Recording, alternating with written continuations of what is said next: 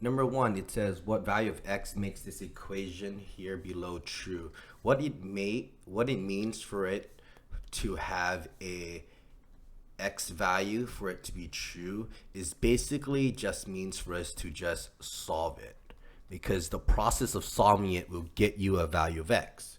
So let's solve this. Let's draw a line down that middle, and we have first the 5 to distribute in. So 5 times x is 5x. 5 plus 1 is just a 5. We bring down that 6, we bring down the plus, we bring down the equal sign, we bring down 26. 5 plus 11. 5 plus 6 makes 11. Then bring down the 5x from before. Bring down equals 26. Now we can subtract 11 to both sides.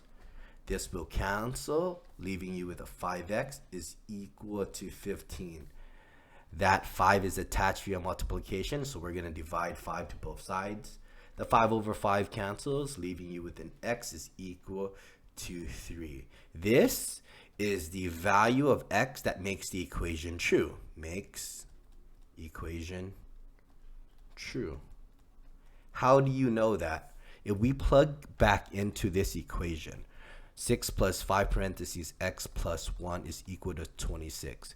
If we substitute in that value that we got for x, which was 3, and simplify, so let's do what's inside that parentheses. 3 plus 1 is 4. Close the parentheses, equals to 26. 5 times 4, which is 20. Bring down the plus, 6 here.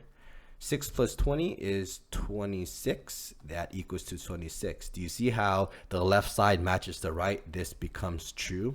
So the process of solving will get us a value that will make the equation true.